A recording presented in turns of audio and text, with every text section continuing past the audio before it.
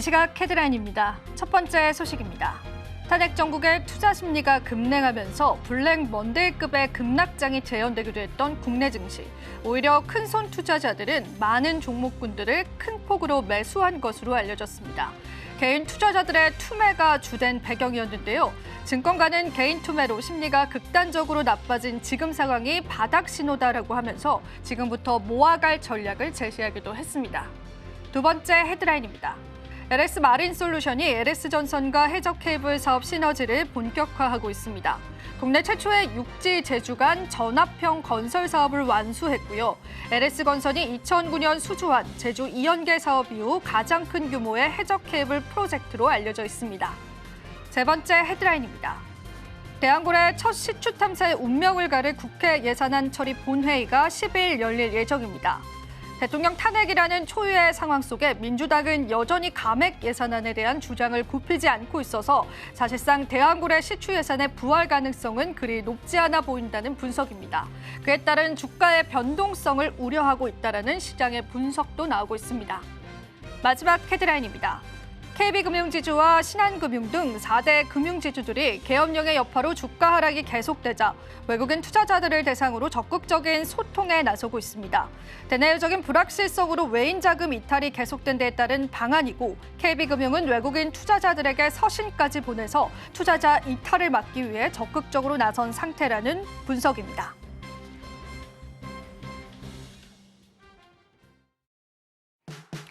시청자 여러분 안녕하세요. 마켓 쇼쇼쇼 진행을 맡은 이지영입니다. 자, 오늘 국내 증시 여전히 좋은 흐름 이어져 오고 있는데요. 그럼에도 불구하고 개인들의 매도세는 여전하다라는 시장의 분석입니다. 자, 우리 시장에 다양한 모멘텀들이 적용받고 있는 시점에서 이러한 이야기들이 나오더라고요. 시가는 아마추어가 만들고 종가는 프로가 만든다. 그렇다면 지금 현재 마감 시장 30분 앞두고 있는 시점에서 우리는 어떤 전략들 세워보는 게 더 이 시장에 맞는 전략일까요? 많은 궁금증 있으실 것 같습니다. 오늘도 저희가 여러분들께요. 마감 시장 그리고 이 이후까지의 전략들 함께 해드리겠습니다. 자, 그럼 일단 지금 시장 상황 한번 살펴보실 텐데요. 과연 우리 마감 시장은 어떤 흐름들로 이어져 가고 있을까요? 자, 오늘은 역시나 빨간불이 만연한 시장입니다. 하나하나 좀 시장의 이슈들 체크를 해보겠습니다. 앞서서도 금융주에 관한 말씀을 드렸었는데 사실 최근에 외국인 투자자들이 가장 많이 매도한 종목이 바로 금융주였습니다. 외국인의 눈에서는요, 우리나라의 밸류 프로그램이 실행될 가능성이 없다라고 보고 있습니다. 그렇기 때문에 지금까지 지분을 늘렸던 금융주에 관한 매도세가 현재 폭발적으로 나타났다라는 분석이고요. 이에 따라서 각각의 금융사들은요, 외국인들에게 서한을 보낼 정도로 외국인의 발목을 잡고 있다라는 그런 분석까지도 현재 나옵니다. 하지만 오늘 시장에서는요, 다시 한번 반등세 시연을 하면서도 주가 상승을 일으키고 있지만 그간 빠졌던 폭에 관해서는 아직까지는 갈 길은 멀어 보인다라는 시장의 분석도 나오고 있습니다. 자, 오늘 삼성전자와 SK하이닉스 쪽도 보겠습니다. 오늘 시장에서 상승하는 흐름 보여주고 있는데요. 삼성전자는 외국인 매도세는 지속되지만 개인과 기관들의 매수세 현재 들어오고 있고요. 하이닉스 쪽으로는 기관 매수세가 아니라 외국인들의 매수세가 포착되고 있습니다. 자, 오늘 시장에서 0.7%가량 상승한다라고 보시면 되겠습니다. 자, 그리고 우리가 증안펀드에 관한 이야기 오늘 많이 드렸습니다. 만약 이런 국가의 자금이 투입될 경우에 가장 수혜를 볼 만한 섹터로는 자동차 업종이 현재 눈에 띄고 있죠. 오늘 현대차 4% 넘게 상승하고요. 기아차 같은 경우에도 4% 넘게 상승하면서 증안펀드 투입에 관한 가능성들과 또 시장의 가능성들 함께 대두되고 있습니다. 간밤에 미국의 국채금리가 급격하게 상승하면서 이 제약바이오주들이 좋지는 않았거든요. 그런데 오늘 우리나라 같은 경우에는 제약바이오주들도 좋은 흐름들 보여주고 있습니다. 아무래도 그간 주가가 낙폭했던 부분들에 관한 저가 매수세가 들어왔다라는 평가가 나오고 있고요. 실제로 이 알테오젠 같은 경우에는 오늘 시장에서 10% 넘게 급등하는데요. 외국인 쪽에 관한 매수세도 연속적으로 들어오고 있다라고 하는 부분들 체크해 보시면 좋으실 것 같습니다. 자, 그리고 오늘 화학주들도 좋습니다. 중국발에 관한 부양책에 영향을 받은 것으로 풀이되고 있기 때문에요. 사실 오늘 시장에서는 우리가 챙겨봐야 할 이슈들과 모멘텀들 상당히 많아 보이는 시장입니다. 전반적으로 시장 여전히 좋은 흐름들 이어져 오고 있다라는 분석들 여러분들 함께 해보시면 될 것 같습니다. 자, 마감 시장 어떻게 마감을 지어질지 그리고 그 이후에 우리의 전략들은 어떤 전략들을 세워봐야 할지 많이들 궁금하실 것 같은데요. 자, 오늘도 저희가 다양한 전략들을 통해서 시장의 힌트들 함께 해드리겠습니다. 자, 저희 방송에서 제공해드리는 정보는요, 투자 판단에 대한 조언일 뿐입니다. 가치 판단과 상승 하락 보장하고 있진 않다는 점 다시 한번 유의 부탁드리겠습니다.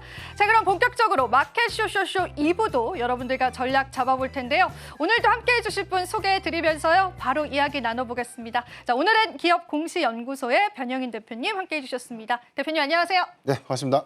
네, 대표님, 우리 시장 또 지금 어떻게 보시는지 일단 간단하게 먼저 이야기 들어보겠습니다. 네, 어제와에 대한 수급 방향성들이 좀 달라졌기 때문에 오늘을 과연 이제 외인의 귀환이다 아니면 수급을 바닥을 찍고 좀 다시 좀 추세를 좀 되돌린 것인가라는 관점에서 상당한 좀 고민이 되는 구간이 많은 것 같아요. 왜냐하면 아직 정치적 불확실성들은 지속되고 있는 형국. 어제의 경우에는 사실 투매가 유발되면서 주가가 좀 추세 하단을 좀 이어졌고, 오늘도 외인의 경우는 이걸로 연속 좀 투매가 나오고 있는데, 오늘 시초까지만 하더라도 전일 이 지수 급락에 관련된 여파 때문에 반대 매매 물량들이 오늘 오전장에 좀 나왔지만, 코스피 같은 경우는 기관이 좀 지수 방어를 좀 해줬고, 그다음에 코스닥은 외인이 좀 매수를 하면서 이제 지수 방어를 했기 때문에 지수 방어에서에 대한 오늘 상승은 사실 이 리스크 완화 관점에 대한 수급 기대보다는 저는 뭐 자연스러운 기술적인 반등이 아닌가. 다만 우리가 좀 불확실성이 여기서 좀 단기적으로 좀 끝날 것인가, 아니면 좀 더 탄핵 정국이 장기화될 수 있는가, 이 부분이 좀 중요할 것 같아요. 그러니까 전체적으로는 뭐 투심이 좀 내려가는 상태. 다만 이제 글로벌 증시의 경우에는 오히려 이제 수급 지표도 양호한 흐름들 보여주고 있고, 오히려 이제 고가를 계속해서 지지를 좀 해주고 있는 것과는 좀 다르게 우리 증시가 전체적인 글로벌 기조와 좀 대비 봤을 때 지나친 하락폭들이 좀 더 크다는 그런 차이는 좀 있기 때문에 언제든지 수급의 방향성을 좀 잡아준다면 추세는 좀 되돌릴 수 있겠지만, 아직은 냉정하게 좀 말씀드려서 방향을 좀 명확하게 좀 잡았다라고 좀 판단하기 애매한 구간이 아닌가라고 좀 볼 수 있기 때문에 이번 주가 좀 중요할 것 같아요. 2차 탄핵 소추 의결이 어떻게 좀 방향성을 좀 잡고 향후에 이 정치적 리스크가 어떻게 좀 완화될 것인지, 이 부분을 좀 잘 중점적으로 보시면 좋을 것 같습니다. 네, 이렇게 증시가 반등을 하는데도 아직까지는 수급에 관한 방향성은 저희가 지켜봐야 한다는 의견까지도 확인을 해볼 수가 있었습니다. 시장 리스크 여전합니다. 자, 그러면은 저희가 방금 들어온 속보인데요, 네. 대표님. 두산 로보틱스의 합병이 무산될 수도 있을 것이다라는 가능성 대두가 됐습니다.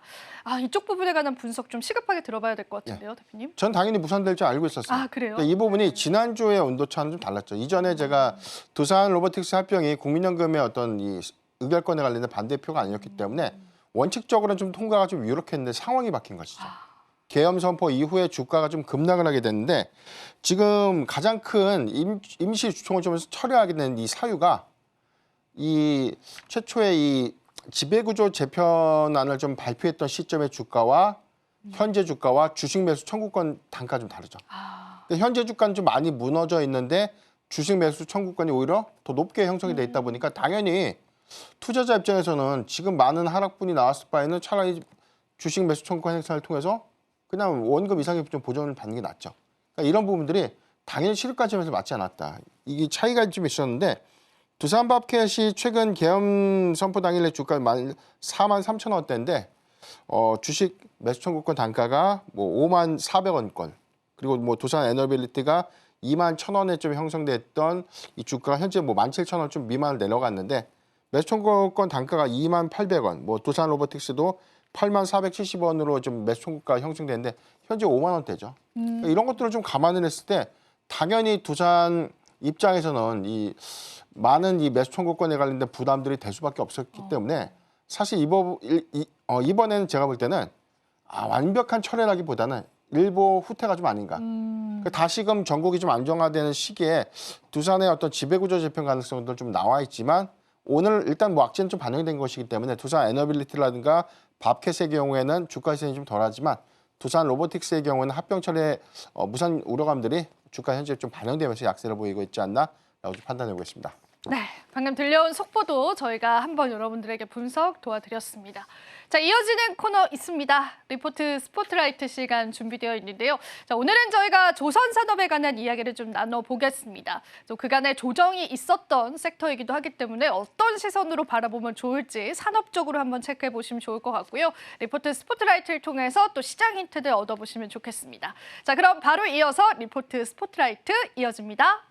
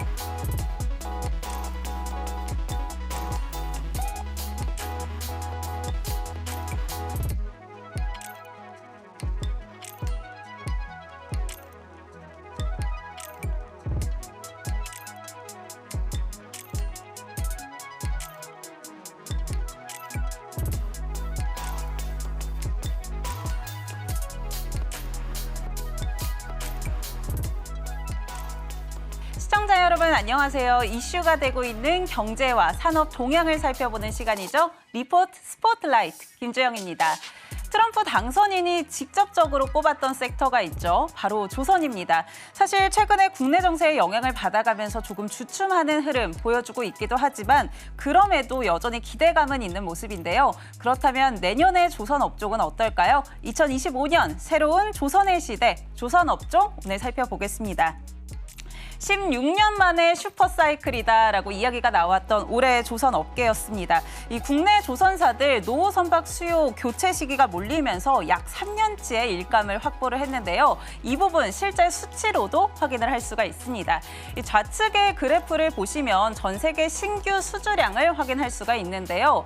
2024년의 경우 10월까지 추정이 되어 있습니다. 그런데 이미 2024년보다 이 연간 수주량이 넘어섰다라는 것들을 눈으로 확인하실 수가 있고요. 실제로 전년 동기 대비해서도 36% 증가했습니다. 그리고 신규 수주 금액에서도 살펴보시면 2024년 전년 동기 대비해서 30% 넘게 증가했다라고 이야기가 나오고 있는데요. 그래프를 보시면 2008년 슈퍼사이클로 꼽히고 있는데 이때 이후에 최대 신규 수주 금액을 확인하실 수가 있습니다. 특히나 좀 주목해볼 부분은 2024년 수주에서는 이연된 물량이 없다라는 건데요. 좌측 그래프를 다시 한번 보시면은 2009년, 2012년, 2021년에 급격하게 이 수주량이 증가한 것들 확인을 하실 수가 있습니다. 그런데 공통적인 부분은 이 전년 직전 해에 이 수주 물량이 굉장히 작다라는 거고요. 이때 당시에는 금융위기라던가 유럽의 재정위기가 겹치면서 물량들이 이연됐다라고 보실 수가 있습니다. 그렇다면 2025년에는 이 상승세가 이어질 수 있을지 같이 한번 확인해 보겠습니다. 우선 삼성증권 측에서는 내년도 2025년의 신규 수주량 7,200만 톤을 추정을 하고 있습니다. 물론 올해 대비해서는 47% 감소한다라는 것을 시사하고 있지만 여전히 상승 사이클이다라고 분석을 하고 있고요. 또 클락슨에서 제시했던 부분은 8,500만 톤이었는데 이 부분과 비교를 해보면 조금 보수적으로 접근했다라는 것도 확인하실 수가 있습니다. 두 번째 포인트도 살펴보면요. 이미 국내 조선사들 3년치 일감을 확보했다라는 겁니다. 사실 이 조선사들이 이상적인 수주 잔고라고 평가하는 것이 2년 이상인데요. 2년 미만으로 일감이 감소하게 되면은 미래에 이 매출이 감소할 것이다라고 보고 있기 때문에 이 리스크 방어를 위해서 저가 수주에 나선다라고 이야기가 나오고 있습니다. 하지만 이미 3년치의 일감을 확보했기 때문에 국내 조선사들 공격적인 수주에 나서지는 않을 것이다라고 보고 있고요. 이 부분이 결국은 실질적인 수주 단가를 상승시킬 것이다라고 긍정적인 의견들 제시를 했습니다. 사실 이미 수주 물량이 가득 차 있기 때문에 추가적인 선박 수주를 받게 된다면 미래 비용을 반영하게 되겠죠. 이 미래 건조 비용 상승 가능성이 성과에 반영이 되면 실질적인 수주 단가가 상승할 것이다라고 보고 있고요. 또 이 조선사들의 전략들을 보면 고사양 친환경 선박을 전략적으로 좀 추진하고 있습니다. 그런 부분들이 수주 단가에 반영될 것이다라고 보면서 내년 조선 업종 여전히 긍정적으로 보고 있다라고 확인을 해볼 수가 있습니다. 그렇지만 긍정적인 의견만 있는 것은 아니죠. 우려의 시선도 당연히 있습니다. 많이 들어보셨을 것 같지만 이 중국에서 점유율이 높아지고 있다라는 이야기들 한 번쯤 들어보셨을 것 같은데요. 실제로 그래프들을 살펴보시면 이제 빨간색이 중국이고 파란색이 한국입니다. 이 2023년을 좀 기점으로 해서 점유율이 벌어졌다는 거 눈으로 확인하실 수가 있는데요. 실제로 올해 중국 같은 경우는 글로벌 신규 수주 74%를 기록하면서 역대 최대다라고 평가를 받고 있고요. 반면에 한국 같은 경우 점유율 16%를 기록하면서 역사상 최저치를 기록을 하고 있습니다. 그렇다면 이렇게 점유율이 벌어졌으니까 한국의 기술력이 중국보다 떨어지는 거 아니냐라고 생각하실 수도 있지만 그렇지는 않습니다. 이 전략적인 차이가 있다라고 볼 수가 있는데요. 한국 같은 경우 고부가선을 이제 한국 대형사들이 계속해서 주도하고 있기 때문에 이런 부분들을 수주의 전략 차이로 지금 분석할 수 있다라고 살펴보시면 좋을 것 같습니다. 그렇다면 어떤 종목과 또 목표가들이 제시가 되어 있을지 같이 한번 살펴보겠습니다. 우선 삼성증권에서 제시한 종목들 이렇게 살펴보시면은요. 대부분 매수 의견을 제시를 했습니다. 다만 하나오션 같은 경우는 홀드 의견을 제시를 했고요. 이 종목 중에서 최선호주로는 HD 현대 중공업을 꼽았습니다. 27만 원 원 목표 주가 제시를 했는데요. 어떤 이유에서 HD 현대중공업을 꼽았는지 같이 한번 살펴보시면은요. HD 현대중공업 가장 긍정적인 이유는 엔진 사업부를 소유하고 있다라는 점이었습니다. 이 선박 엔진 기술을 보유하고 있으면 향후 친환경 시장을 주도할 것이다라는 전망들이 나오면서 이런 부분들이 긍정적으로 작용을 한 거고요. 또 영업이익률도 타사 대비해서 굉장히 높습니다. 지금 그래프 살펴보시면 파란색이 HD 현대중공업인데요. 그만큼 확실히 영업이익률이 높다라는 것들 확인을 해보실 수가 있고요. 실제로 엔진 사업 부분에서도 영업이익률 두 자릿수를 기록하고 있다라고 이야기가 나오고 있습니다. 이런 부분들 긍정적으로 보면서 HD 현대중공업 살펴봤는데요. 그렇다면 시장 전략들은 어떻게 챙겨가야 할지 전문가님과 더 자세한 이야기들 나눠보도록 하겠습니다. 저는 지금까지 리포트 스포트라이트의 김주영이었습니다.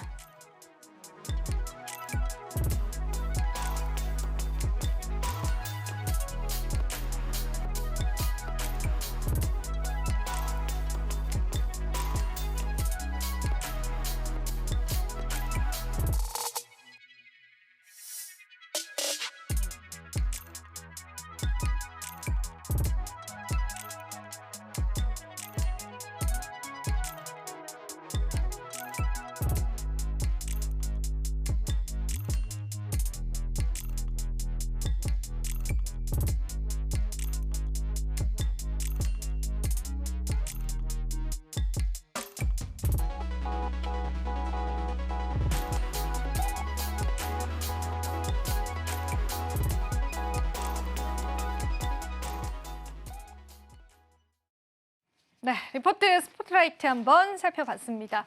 대표님과 함께 의견을 나눠보겠습니다. 조선산업에 관해서 고일지, 홀드일지, 스탑일지 대표님 어떻게 보실까요? 네. 지난 시간에서도 한번 다른 이력이 있었는데 저는 여전히 좀 그 의견을 좀 드리고 싶고요. 최근에 정치 리스크가 좀 부각되면서 시장이 많이 빠졌어요. 많이 빠졌는데 특정 섹터에 좀 국한되게 좀 빠졌던 특징이 있었다면 정책에 관련된 이 불확실성들이 있던 거.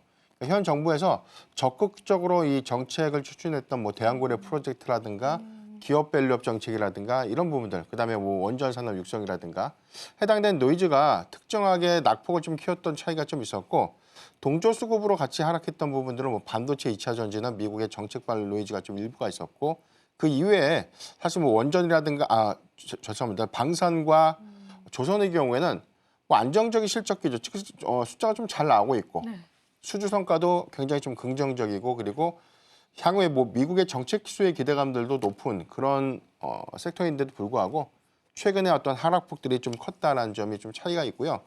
조선주가 최근 한 4거래일, 오늘 좀 빼고 어제부터 좀 체크를 좀 해보니까 삼성중공업이 한 10%대 하락을 했고 그 이외에 한 3에서 많게는 한 9%대까지 좀 하락을 했기 때문에 그 무거웠던 조선주의 상승 탄력도가 많이 지금 현재는 떨어진 상태다라고 좀 말씀드리겠습니다. 다만 고를 좀 외치는 이유는요.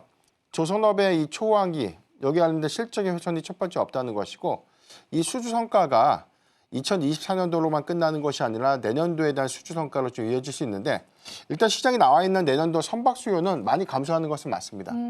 그래서 중국같이 저가 선박을 좀 주력을 하고 있는 그런 어떤 조선사의 경우에는 실적의 일부 좀 훼손 내지는 뭐 수주가 좀 감소할 수 있는 우려감들이 일부는 있지만, 우리나라 같이 현재 고부가 선박을 위주로 해서 선별 수주를 좀 하고 있기 때문에 선박의 수주량은 감소했지만 이익 지표는 크게 좀 훼손되지 못하는 그런 부분들을 좀 주목을 좀 해야 될 것 같고, 리드 타임이라고 해서 수주로부터 인도하는 시점까지에 대한 조선업 사이클을 보면 대형 선박 기준에서는 24개월에서 많게는 한 30개월, 그러니까 2년에서 2년 반이면 만들어서 공급을 한다라고 좀 이해를 하시면 되기 때문에 2024년도 3분기까지 찍혔던 숫자는 말 그대로 2021년도 4분기 내지는 2022년도 수주분이 올해 좀 반영된 것이고, 작년도에 수주 성과 좋았죠. 네. 그런데 올해는 좀 더 좋다는 것이죠.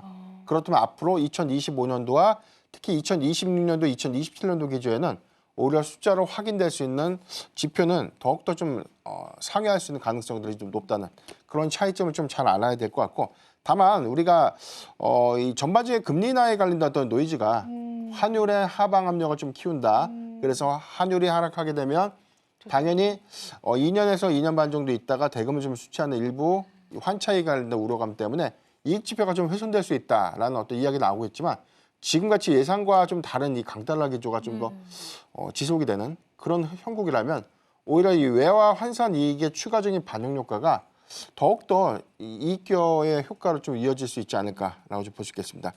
그리고 뭐 여기다 해서 뭐 미국의 정책 기대감들 1월 달에 트럼프 집권 2기가 정식적으로 좀 출범을 좀 하고 나면 아마 이 미국 안에 있는 천연가스의 개발이 본격화될 것이고 해당되는 거는 FLNG에 대한 선박 수요가 좀 단기적으로 좀 증가될 수는 있는데 이게 그 전까지만 하더라도 미국 안에 있는 자원을 굉장히 좀 미국 안에서만 좀 소비하는 형태 내지는 개발을 약간 좀 보류했던 그런 형태였지만 지금 미국에서 적극적인 자원 개발을 통해서 해당되는 석유와 가스를 판매하겠다. 그래서 전반적인 시장의 어떤 이 물가 지표를 좀 낮추는 효과로 좀 기여를 하겠다라는 것이 트럼프 집권의 어떤 의중이기 때문에 그런 어떤 기대 효과들을 좀 주목해 보면 상선이라든가 탱커선보다는 LNG 선박의 단기적인 수급 유입이 향후 한 2년간은 조금 더 지속될 수 있지 않을까라고 좀 판단하고 있습니다. LNG 선박에 관한 수요가 늘어갈 것이다라는 건 사실 산업적으로 많은 분들이 예상을 하셨을 텐데요. 수치적으로도 좋고 우리가 산업적으로도 이제 좋은 면은 많은데 시장에서는 이런 의견도 있더라고요, 대표님. 이게 사실 뭐 정치 리스크 불거지는 부분들 때문에 사실상 미국 쪽에 관한 협력이 좀 없어질 수도 있다, 뭐 혹은 늦춰질 수도 있다. 그런 가능성들도 조금은 제기가 되는 것 같은데 크게 걱정할 필요는 없겠죠? 이게 장기화가 된다는 전제라면 달라질 수도 있겠죠. 그러니까 제가 아까 강조드렸던 포인트가 지수가 반등하는 것도 사실 정치 리스크가 아니면 사실 우리나라 증시가 이렇게까지 좀 빠질 이유는 없다고 보거든요.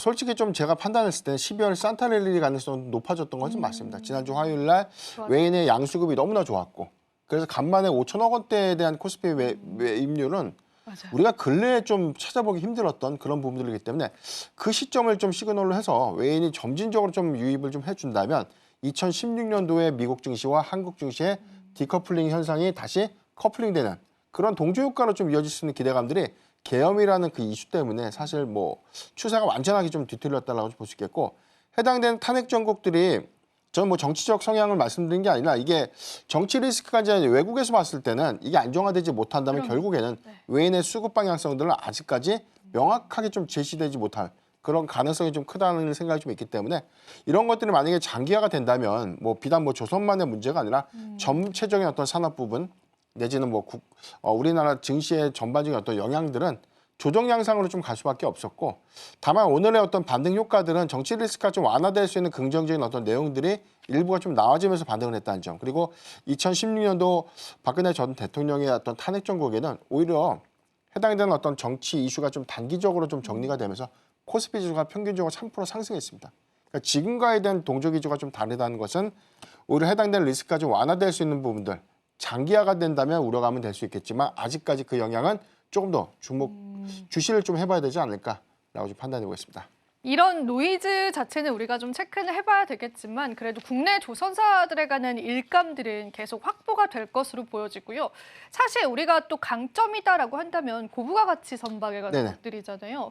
그 부분은 이제 중국을 견제할 필요가 없이 국내가 확실히 좀 잘하고 있는 건 맞는 거죠, 대표님? 네. 일단은 뭐 LNG 선박의 경우에는 사실 경쟁 요소가 되는 건 맞죠. 왜냐하면 중국도 도크라든가 이제 규모에 있어서는 뭐 국내보다는 뭐 중국도 굉장히 좀 큰 규모를 갖고 있는 것이 맞고 다만 이제 선박의 수주 관점에서는 뭐 저가, 중가, 고가를 좀 가리지 않고 막대하게 좀 받다 보니까 가격 경쟁력이라든가 뭐 기술의 차이는 사실 뭐 제가 명확하게 좀 분석하기는 좀 애매하겠지만 전체적인 어떤 이 선박의 수준은 가격과 좀 많은 밀접한 관계가 좀 있죠.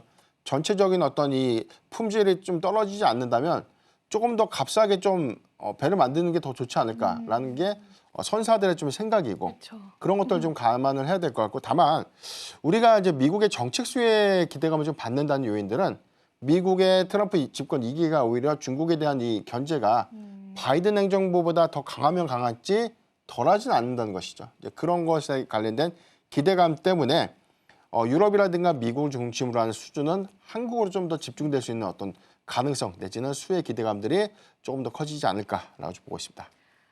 조선업 오늘 시장에서는 탄력이 좋습니다. 그리고 산업적으로도 우리가 긍정적으로 바라볼 만한 요인은 분명히 있을 것 같아서요.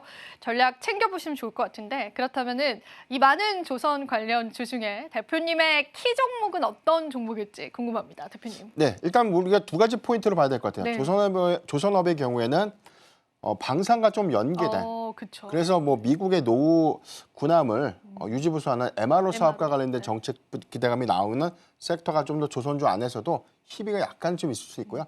천연가스 개발이라든가 석유 개발을 통해서 우리가 좀 기여할 수 있는 LNG선에 관련된 수요 기대감에 관련된 밸류체인을 좀 다르게 봐야 될 것 같은데 전체적으로는 저는 사실 MRO 수주보다 지금 미국의 천연가스 개발에 관련된 이 본격화 부분, 이 부분을 좀 기대해 본다면 저는 LNG선 내지는 LNG선과 밸류체인을 좀 구성하고 있는 조선 기자재 업종들까지 같이 보는 것이 좀 좋지 않을까라고 좀 보고 있는데 그래서 뭐 이어서 저는 계속해서 삼성중공업 좀 말씀드리고 싶습니다.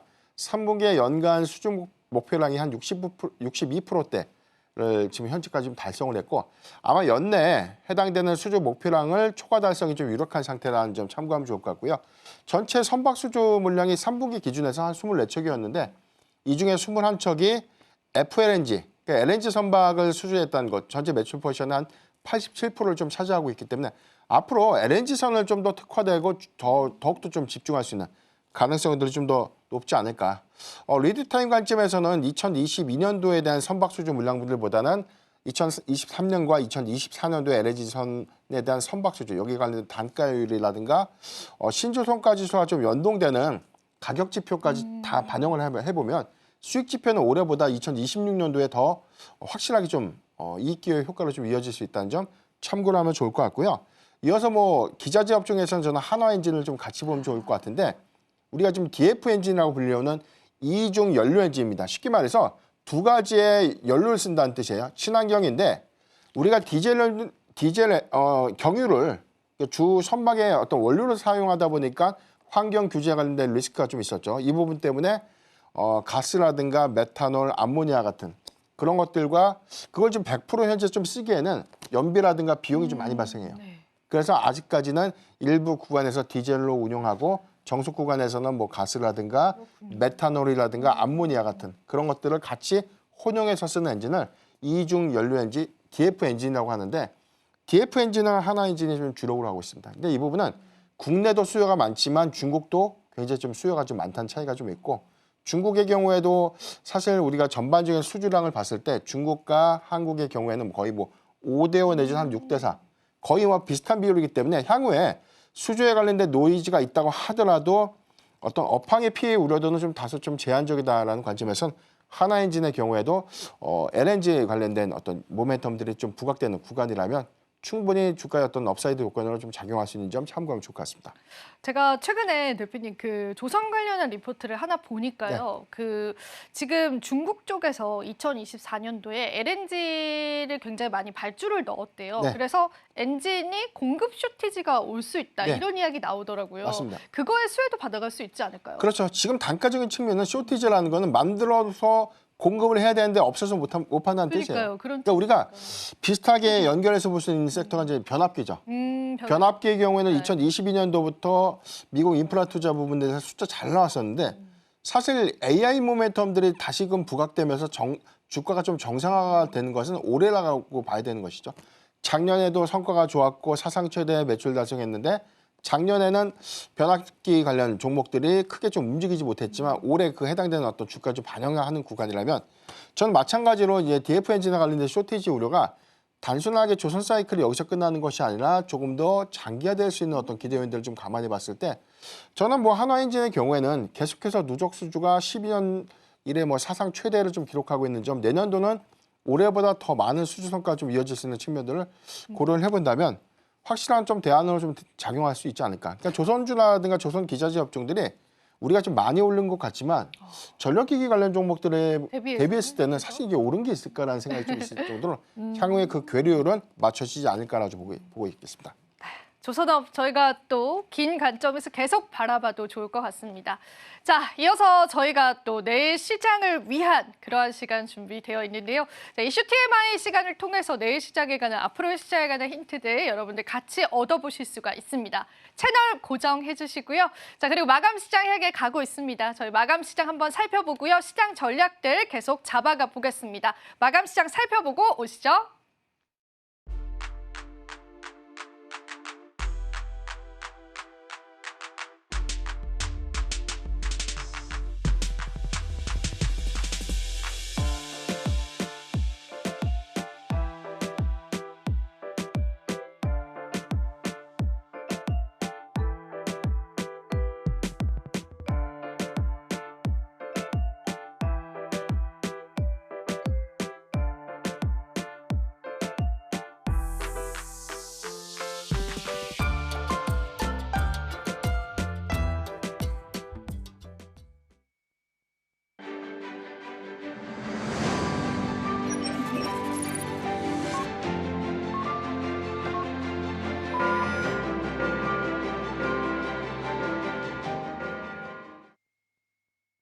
네, 우리 시장 마감 지어졌습니다. 외국인 반도체 업종을 필두로 지수에 관한 순환매도 포착이 됐는데요. 그럼에도 불구하고 개인 투자자분들은 여전히 우리 시장에서 매도를 일관했습니다.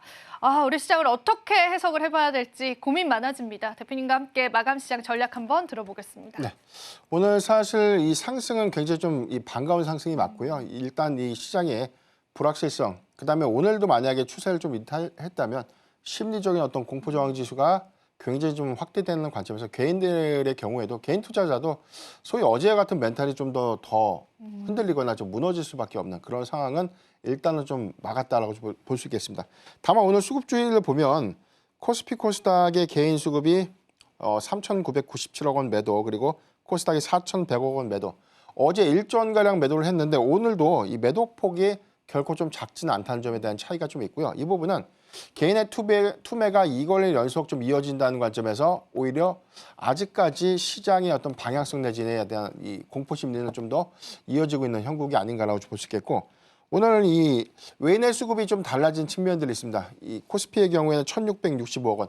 오늘 오후장 초반보다 오히려 외인 매도세가 오후장 후반에서 좀 더 확대된 흐름들을 좀 보여주고 있는데, 오히려 이 코스닥으로 특히 뭐 제약바이오 섹터의 외인 수급이 좀 더 집중이 되면서 오늘 2,900억 원 좀 매수입이 됐다는 점 좀 긍정적이지만, 일단은 앞으로에 대한 흐름들을 봤을 때 정치 리스크가 과연 이제 단기적으로 좀 더 해소될 수 있는지 여부가 가장 중요한 어떤 시그널이 좀 되지 않을까라고 볼 수 있겠고, 이 부분이 만약에 탄핵 정국에 관련된 이런 우려감들이 좀 더 장기화가 된다면 해당되는 조정은 좀 더 이어질 수 있지 않을까. 그래서 지금은 명확하게 우리가 좀 낮아진 주가를 감안해서 이제 적극적으로 좀 주식을 좀 사기보다는 이번 주까지는 사실 저는 좀 관망 추세, 다소 좀 보수적인 관점으로 증시를 좀 봐야 되는 시점이 아닌가. 그러니까 시세가 계속해서 좀 바뀌고 있는 거예요. 시장의 어떤 흐름들은 계속해서 좀 바뀌고 있는 점 참고하면 좋을 것 같습니다. 네, 그렇습니다. 마감 시장 전략까지 챙겨보셨고요. 자, 오늘 많은 섹터군들이 움직였습니다. 오늘의 핫섹터 살펴보시면서요. 시장에 관해서 다시 한 번 더 힌트를 얻어보겠습니다. 자, 오늘 핫섹터 바로 한번 체크해보시죠. 대표님과 함께 보겠습니다. 재건 관련주 역시나 이제 트럼프발에 관한 이슈인데요. 네. 삼부토건, 프리엠스, SG 같은 건설주들 대부분 좀 상승을 해줬습니다. 어떻게 보실까요, 이 섹터? 대표님. 네, 재건주의 경우에는 사실 우리가 좀 단기적인 관점에서는 기대감으로 주가가 굉장히 좀 많이 올랐죠. 이제 앞으로 평화 협상들에 관련된 오늘 긍정적인 내용이 나왔고, 종전의 협상안들이 구체화가 됐다는 점. 그래서 좀 이 부분이 향후에 조금 더 우리가 생각했던 시점보다 빨라질 수 있겠다는 기대감들은 오늘 확인을 좀 했고요. 다만 이게 뭐 12월 연내가 확정되는 것은 아니고 아마 2025년도 1분기 안에만이라도 정리가 좀 된다는 가정에서 보면 지금부터는 사실 뭐 재건주를 받을 때 옥석 가리기 기간 좀 봐야 됩니다. 단순하게 우리가 중소형주가 다 좋다고 해서 주가 많이 올랐는데, 사실 우리가 전쟁의 역사를 보면 가장 건설 수혜를 좀 많이 받던 데는 멀리 떨어져 있는 나라가 아니었어요. 바로 주변국이 돈을 벌죠. 그렇죠. 한국 전쟁 때 일본이 돈 벌었어요. 마찬가지로 지금 우크라이나 관련된 재건 이슈는 주요국인 폴란드라든가 뭐 로마니아라든가 뭐 발트 3국 같은 그런 나라, 아니면 유럽 민족권에 있는 국가들이 가장 큰 좀 수혜가 좀 될 수밖에 없겠고 그런 관점에서 뭐 컨소시엄에서 일부 프로젝트에 관련된 이런 것들은 우리가 좀 고려해 볼 수 있겠지만 전체를 좀 재건한다는 관점에 한국이 크게 수혜를 본다? 이 부분은 좀 극히 저는 뭐 전체 비율로 따졌을 때는 미미한 수준이 되지 않을까. 그런 관점에서 보면 저는 뭐 건설주는 일단은 지금부터는 뭐 차익땡이라든가 좀 보수적인 시각으로 좀 봐야 되지 않을까라고 볼 수 있겠고 반대로 건설 기기 관련 종목들은 수혜가 충분히 좀 될 수 있을 것 같아요.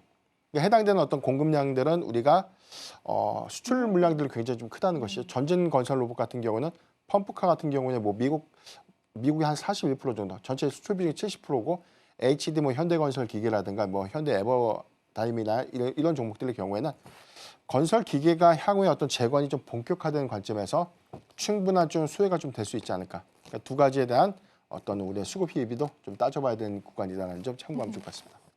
네, 건설주는 옥석 가리기 필요할 것 같습니다. 그런 부분도 여러분 체크해 보시고요. 자, 두 번째 섹터 바로 한번 열어보겠습니다. 자, 오늘 두 번째 스마트 그리드 쪽입니다. 전기, 전선 관련주들도 좀 움직인 것 같은데요. 네. 같이 엮어서 좀 생각을 해볼 수 있지 않을까요, 그렇죠. 대표님? 오늘은 연동 효과가 좀 있는데 특히나 우리가 이 전력기기 또는 뭐 전선주 같은 경우 제가 전선주에 관련된 시각을 조금 냉정하게 좀 많이 말씀을 드린 것 같아서 네. 뭐 시청자분들이 좀 싫어하시는 분들 많은데 그러니까 이런 관점에서 봐야 돼요. 우리가 실적의 추정치, 전반적인 어떤 전력 인프라에 관련된 수혜 기대감 때문에 변압기 관련 종목들은 잘 가는데 그리고 이 부분은 2분기, 3분기 실적 성과로도 이미 좀 확인을 했는데 전선주의 경우에는 다 좋다 했지만 영업이익률도 굉장히 떨어졌고 맞아요. 종목별로 이 실적 희비가 있어요. 높아진 눈높이보다는 다소 기대에 못 미치는 실적이 있기 때문에 막연하게 전선주가 다 좋다라고 좀 연동해서 가는 것은 좀 그렇네요. 미흡하다는 네. 것이죠. 그러니까 이런 관점에서 봐야 되고 오늘의 상승은 전체적으로 이 우크라이나에 대한 재건 기대감이 불다 보니까 여기에도 마찬가지로 전력 인프라 관련된 부분, 전선주, 뭐 최근에 누가 뭐 엘리베이터도 많이 공급이 될 수 있기 때문에 현대 엘리베이터를 좀 봐야 된다 뭐 이런 얘기도 좀 있는데 네. 그림은 그릴 수가 있는 것이죠. 네. 그러니까 투자는 상상으로만 하는 것이 아니라 그리고 수급에 우리가 현혹될 필요는 없다고 봐요. 다만 우리가 지금까지 기대감 때문에 올라갔던 테마군들은 현실적인 관점에서 정말 어떤 기업이 돈을 벌 수 있고 얼마만큼 외형 가치에 도움이 될 수 있는가 그 관점에 대한 해석을 다르게 해야 된다라는 점 참고하면 좋을 것 같습니다. 네, 좋은 말씀 좀 해주신 것 같습니다. 여러분 한번 복기를 해보시고요. 자, 그럼 세 번째 섹터 바로 한번 열어보겠습니다. 미용 기기 쪽입니다. 이쪽은 이제 메디톡스도 그렇고 파마 리서치도 그렇고 제가 생각할 땐 수출 쪽이랑도 엮어서 이야기해볼 수도 있겠고 네. 리포트들도 최근에 좀 좋게 나온 것 같은데 어떻게 보실까요? 네, 피부 미용 의료기기 같은 경우는 지금 화장품 섹터와 좀 동조돼서 수급적으로 좀 많이 같이 좀 영향을 받은 게 있어요. 첫 번째는 3분기 수출 데이터가 조금 전년보다는 좀 좋았는데 올해 우리가 좀 2분기 기조에서 3분기로 넘어갔을 때 소폭도 나 있고 매 월별로 따졌을 때 8월, 9월, 9월, 10월, 10월, 11월 넘어가는 이 구간이 미국 시장이 소폭 둔화를 했습니다. 그래서 우리가 화장품 섹터의 경우에는 관세 리스크 때문에 주가가 좀 빠진 것보다는 높아진 북미 시장이 일단 피크 우려감들의 일부가 좀 반영이 되면서 선별적으로 이 화장품 섹터의 실적 우려감들이 반영이 되는 구간이다라고 좀 이해하면 좋을 것 같고 다만 수치상에서 우리가 확인했던 것들은 기초 화장품 부분은 감소했지만 색조는 계속해서 증가되고 있는 부분. 립스틱이라든가 뭐 아이섀도우, 뭐 아이크림도 색조에 들어가나요? 제가 잘 그건 색조 몰라서. 아닙니다. 네. 그런 그 화장품 색조 브랜드는 네. 미국에서 계속한 어떤 증가세가 좀 보이고 있다는 점은 오히려 화장품 ODM사를 기점으로 옥석 가리기가 좀 일부 있어야 된다라고 강조를 드렸고 피부 미용 의료기기의 경우에는 수출 기조가 피크 우려감이 아니라 오히려 내년도에도 더 확대될 수 있는 요인들이 있는데 상당히 올해 주가에 좀 많은 반영을 했죠. 클래시스 같은 종목들. 그런데 한 종목 좀 말씀드리고 싶은데 파마 리서치가 사실 이 의료기기 섹터가 좀 굉장히 좀 강했을 때 오히려 실적의 기대감들을 이제 늦게 좀 반영하기 시작했어요. 이제서야 반영이 그렇죠. 받았나요? 네. 이런 부분들에 대한 아쉬움들이 있는데 선별적으로 내년도 수출 기대감들이 큰 것. 파마 리서치 같은 경우는 수출보다는 국내 내수 시장에서 더 많은 어떤 이 매출 비중이 좀 있었고 이게 스킨 부스터가 우리가 피부과를 가보면 사실 효능은 좀 잘 모르겠지만 많은 분들이 시술을 하는 대표적인 것들은 이제 스킨 부스터 얼굴에 뭐 엠보싱처럼 이렇게 주사를 놓는 것이죠. 근데 그런 시술을 굉장히 좀 많이 하고 있는데 이 부분이 국내보다 해외쪽. 인바운드 수요에서 많은 의료 관광으로 좀 이어질 수 있는 그런 부분들이 내년도 유럽 인증 이후에 유럽에서 본격적인 어떤 공급이 좀 시작되고 미국의 경우에는 현재 의료기기 허가를 좀 현재 좀 신청하고 있는 단계에서 향후에 미국 진출에 관련된 기대감까지 좀 남아 있다면 파마리서치의 추가적인 상승이라고는 충분하다라고 좀 볼 수 있겠고, 클래시스도 조정 이후에 좀 다시 추세를 네, 좀 돌렸는데 이 맞아요. 부분은 미국의 볼륨에 관련된 어떤 공급이죠. 그다음에 그 이로다와에 대한 합병 이후에 미국 시장만 못 들어갔는데 이 부분이 내년도에 좀 본격화 된다면 클래시스는 추가적인 어떤 업사이드 가능성은 열려 있지 않을까라고 좀 말씀드렸습니다. 네, 좋습니다. 이렇게 해서 저희가 또 핫섹터 전략대 잡아봤고요. 자, 이어서 저희가 이슈 TMI 시간 준비되어 있습니다.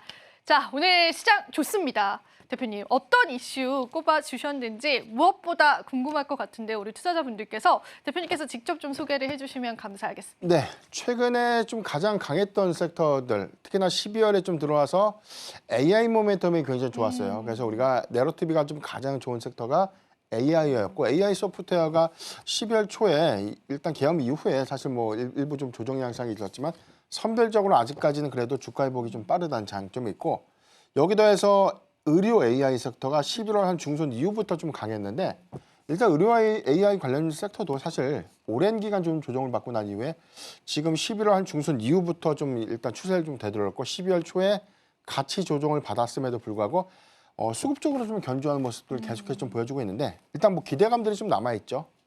일단 예전에는 뭐 이 의료 AI 관련된 플랫폼이라든가 솔루션이 성과가 사실 매출로는 좀 입증되고 있는데 수익 지표로 좀 이어지지 못했던 측면들, 이 부분이 내년도 이 JP모건 헬스케어 컨퍼런스의 또 키워드가 AI입니다. 여기서 의료 AI 관련된 성과라든가 작년보다 더욱더 고도화된 이런 기술들이 단순하게 각국에서에 대한 어떤 이 판독이라든가 어떤 병리 솔루션에만 좀 국한된 것이 아니라 이 부분이 뭐 글로벌 제약사들과의 어떤 공동개발 성과라든가 플랫폼에 대한 연동 효과라든가 적용 효과 내지는 뭐 도입 가능성들 이런 것들이 확대되고 있는 부분들은 아마 올해보다 내년에 분명 좀 성과로 좀 이어질 수 있지 않을까라고 좀 전망해 보겠습니다.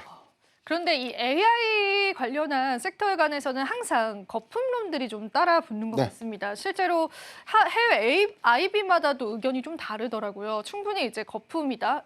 심지어 뉴욕 증시 자체를 거품이다라고 보는 시선도 있고, 네. 그리고 이제 여전히 키워드로서 계속 갈 수 있다라고 보는 시선도 있어서 일단 이쪽 섹터에 관한 대표님의 지속성 여부도 좀 궁금합니다. 네. 우리가 초창기 의료 AI가 출시됐을 때 많은 분들이 이 부분을 이렇게 해석을 했어요. 이게 도입이 되면 여러 가지 경우의 수를 빠르게 좀 분석을 할 수 있기 때문에 뭐 신약 개발도 더 빠르게 하고, 빨라지고, 그럼 네. 우리가 이 굉장히 좀 정복하기 힘들었던 뭐 암이라든가 이런 것들도 빠르게 좀 정복하는 날이 온다라고 좀 추상적인 생각을 좀 많이 했는데, 사실 의료 AI가 지금 주고 있는 어떤 성과들은 사람이 판독했던 영상으로 좀 판독했던 어떤 경우의 수지표들을 조금 더 그 시간을 좀 단축했다라고 좀 보시면 좋을 것 같아요. 그러니까 현재 어떤 기술 구현들. 현재 기술력 그렇죠. 그 정도까지. 근데 이 부분이 더욱더 고도화가 된다는 전제가 이제 앞으로 기대가 될 수 있는 부분인데, 초기에 의료 AI가 관심을 받았던 부분은 거의 뭐 만능박사처럼 인식을 하다 보니까 주가는 많이 올랐고 성과로 좀 이어지지 못하면서 좀 조정을 좀 받았었고, 최근에는 해당된 성과들이 좀 일부 좀 나타내지면서 차이가 좀 있었다는 것이죠. 그런 것들을 보면 최근에 뭐 글로벌 제약사들과 공동개발 성과가 있고, 그다음에 뭐 호주 같은 국가에서 뭐 AI 관련된 어떤 이 암 진단을 최초로 좀 적용을 하겠다. 그리고 뭐 국내 병원에서도 그냥 영상의학과에서 단순하게 영상을 분석하는 어떤 데이터에서 의료 AI 뭐 플랫폼을 좀 통해서 정확도를 좀 더 높이거나 실패 확률을 좀 낮추는 그런 부분들이 좀 집중되고 있기 때문에 이 부분이 더욱더 많은 기술 고도화를 좀 이루게 된다면, 저는 뭐 분명한 좀 성과로 좀 이어질 수 있는 점, 의료계에서의 어떤 혁신으로 좀 이어질 수 있는 점은 계속해서 우리가 주목해야 되는 포인트가 좀 되지 않을까라고 좀 말씀드렸습니다. 일단은 가장 최근에 이 의료 AI가 주목받았던 점들은 일론 머스크의 발언에 또 있기도 했었습니다, 대표님. 그래서 그런 부분들 때문에 시장의 모멘텀을 가져가기는 했는데, 일단은 그걸 떼어놓고 보더라도 실적적으로 지금 반영이 좀 잘 되고 있고 실적치들이 계속 쌓아가고 있는 거긴 하죠. 종목마다 좀 차이가 좀 달라요? 있어요. 있는데 기대할 수 있는 뭐 숫자는 좀 아니다. 왜냐하면 지금 이게 공급은 되고 있지만 막대한 돈을 벌어들이기까지에 대한 성과보다 지금 냉정하게는 지금 영상 의료 의학과 이런 데서 일단 뭐 판독을 좀 보조해주는 수단, 그러니까 해당되는 어떤 분석을 좀 보조해주는 정도의 플랫폼 효과인데, 이게 일부 좀 기술 일부의 어떤 이 뭐 질병군에 따라서에 대한 성과가 다르게 좀 나타내지고 있기 때문에 그렇군요. 이런 성과가 좀 분명 나오는 그런 AI 플랫폼의 경우에는 많은 돈을 앞으로 좀 벌 수 있는 가능성을 올해 3분기 실적에서 좀 확인했었고 대체적으로 작년보다 숫자는 좀 잘 나와요. 다만 이익 지표가 좀 좋지 못하죠. 이 부분은 아직까지 AI 기술 고도화를 위한 뭐 연구 개발비가 증가될 수밖에 없는 그런 요인들을 일부 좀 감안을 해야 될 것 같고 우리가 이렇게 보면 좋을 것 같습니다. 뭐 의료 AI 기술이라는 것은 신약 개발과 좀 같을 것 같아요. 뭐 당장의 어떤 성과보다는 점진적인 어떤 고도화라든지 개량을 통해서 이게 숫자로 좀 인식되는 그런 시점들은 계속해서 좀 뭐 해가 바뀔수록 우리가 뭐 JP모건 헬스케어라든가 그 이후에 뭐 영상학회에서도 그렇네요. 확인해본 데이터들이 그러면 더 기대가 되겠는데요. 그럼요. 작년보다 더 시장에서는. 좋은 성과도 네. 있었기 때문에 오. 그런 부분들을 주목해 볼 필요가 있다. 라고 생각했습니다. 점진적인 시장의 성장성을 나타내고 있기 때문에 우리가 또 주가를 평가할 때 좋은 기준을 삼으셔서 여러분들 판단해 보시면 좋을 것 같고요. 계속되는 성장이 기대되는 의료 AI 쪽입니다. 그럼 그 안에서 어떤 종목군들을 대표님의 승부주로 가져오셨을지 궁금합니다. 대표님, 오늘 승부주는 어떤 종목일까요? 네, 제가 루닛을 좀 자주 언급을 좀 드렸는데, 그러니까 수급적인 지표에서에 대한 이 부분보다 네. 명확하게 내년도 기대될 수 있는 성과에 좀 더 주목을 좀 해봤으면 좋겠다라는 생각이고요. 일단 지난 3분기 실적 사상 최대 매출 달성을 좀 했는데, 전년도 기대와 한 400%가 좀 증가됐어요. 뭐 숫자가 엄청나게 좀 크다 이 부분은 아니지만 점진적인 매출액이 증가될 수 있고 이 부분은 사상 최대 실적으로 좀 이어졌던 효과다. 다만 8분기 연속 영업 적자를 좀 기록하고 있는 부분은 앞서 말씀드린 대로 아직까지 경상연구개발비가 좀 투입될 수 있는 요건들 그리고 여기에 대해서는 뭐 올해 초에 좀 이슈했던 유방암 진단 솔루션 볼파라에 대한 인수 비용들이 일부 좀 반영됐던 효과들이 있기 때문에 4분기까지 볼파라 인수 관련된 인수제 비용이 일부 좀 반영이 되고 그다음에 여기에서 또 벌어들이는 또 실적 유비액이 있으니까 4분기도 소폭은 좀 기대해 볼 수 있지 않나. 다만 우리가 단기에 이익을 좀 낼 것이다라고 좀 기대하는 것은 그 눈높이는 좀 낮췄으면 좋겠어요. 왜냐하면 당장의 성과가 좀 나오는 것보다 글로벌 공략들이 좀 더 많이 되고 있고 오히려 해외 진출의 비중이 좀 더 높아지고 있고 오히려 많은 고객사를 좀 확보하는 그 과정이 좀 더 중요하다라고 좀 보고 있기 때문에 그런 부분들은 좀 루닛이 현재 좀 성과로 좀 잘 나타내주고 있고 대표적인 케이스가 최근에 이 아스트라제네카의 이제 이 비소세포 폐암 치료제죠 타그리소 이게 이 랭라자와 이 병용요법을 리브리반트의 사용하죠? 병용 치료제 네. 경쟁 약물이에요. 네. 경쟁 약물인데 이 부분을 루닛의 AI 병리 솔루션 같이 좀 개발해서 성과나 이런 것들을 좀 높이겠다는 것이죠. 근데 이 부분이 글로벌 제약사가 병리 솔루션 AI를 적용한 첫 사례가 좀 됐기 때문에 그렇네요. 이런 부분들에 대한 공동 개발 성과가 앞으로 좀 명확하게 좀 나와준다면 후속에서는 뭐 ADC 항암제라든가 그 이외의 어떤 제약 파이프라인을 좀 보유하고 있는 그런 글로벌 이제 빅파마들과의 어떤 연계라든가 성과로 좀 이어질 수 있는 그런 측면들을 계속해서 좀 주목을 좀 해봐야 될 것 같고 올해 좀 이슈했던 유방암 이 진단 솔루션이죠. 이 볼파라가 지금 호주에서도 처음으로 이제 국가 암 검진에 좀 적용한다라고 좀 오늘 기사가 좀 나오면서 좀 급등을 좀 했는데 볼파라에 대한 이 예측치라든가 이런 정확도가 굉장히 좀 높다라고 좀 알려져 있습니다. 이 부분이 아마 가장 지금 현재 루닛 인사이트와 좀 병행해서 봤을 때는 실적이 좀 나오는 그런 부분들이기 때문에 올해보다는 2025년도에 실적 기여가 좀 크다는 점 참고해 봤을 때 저는 뭐 4분기보다 내년 상반기 내지는 하반기에 루닛의 성과를 좀 더 주목해 보자라고 좀 말씀드렸습니다. 그러면은 오히려 대표님 시장에서는 이렇게 실적 턴 어라운드가 되는 구간들이 또 한 번 루닛에게는 새로운 국면으로 다가갈 수 있는 시점이 되겠어요? 네. 일단 뭐 지금 단기적인 추세에서 오늘같이 뭐 20% 올라갈 때 그렇게 사면 안 되죠. 그렇죠. 항상 좀 강조를 드렸던 것처럼 많은 부분의 낙폭이 주는 구간. 왜 이제 와서 좀 올라가는 구간에 추천하느냐 이렇게 말씀하시는데 그게 아니라 항상 낮아진 구간이에요. 이건 뭐 단기적인 승부가 아니기 때문에 항상 낙폭 과대 구간의 점진적인 분할 매수가 좀 유효하다는 점 참고하면 좋을 것 같고 하나 더 주의할 포인트가 있는데 내년 3월에 스톡옵션 행사 물량들이 2만 원대 물량이 한 66만 주 있습니다. 그러니까 이 부분이 나오는 구간에 다시 한번 일부 조정이 나올 수 있으니까 어떻게 되죠? 내년 1분기 이후에 주가가 올라가면 일단 비중을 대폭 정리하고 나서 주가가 조정을 받을 때 다시 저점 매수 공략이 좀 유효한. 그래서 우리가 좀 사업 보고서 같은 데 좀 체크를 해보면 지금 뭐 보유수 물량들에 대한 영향도는 없는데 과거에 500원짜리에 대한 스톡 옵션이 있었어요. 근데 주가가 5만 원, 6만 원대 500원짜리 물량이 나오니까 그러니까요. 당장에 부담이 될 수 있지 않겠습니까? 근데 해당되는 물량은 많이 좀 소진이 되는데 아직 한 2만 2천 원대 물량이 약 66만 주가 내년도 3월에 해제된다는 거 이거 좀 참고하면 좋을 것 같습니다. 네, 좋습니다. 자, 이렇게 해서 의료 AI 시장에 관한 힌트들도 들어봤습니다. 자, 오늘도 도움 말씀 주신 대표님께 감사 인사 드리면서 보내드리도록 하겠습니다. 대표님, 오늘도 도움 말씀 고맙습니다. 네, 감사합니다. 마지막으로 본 방송에서 제공해드리는 정보는 투자 판단에 대한 조언일 뿐입니다. 가치 판단과 상승 하락 보장하고 있지는 않다는 점 다시 한번 유의 부탁드립니다. 저희는 내일 이 시간 더 알찬 정보들로 찾아뵙도록 할게요. 오늘도 저희 방송 시청해주신 여러분 고맙습니다.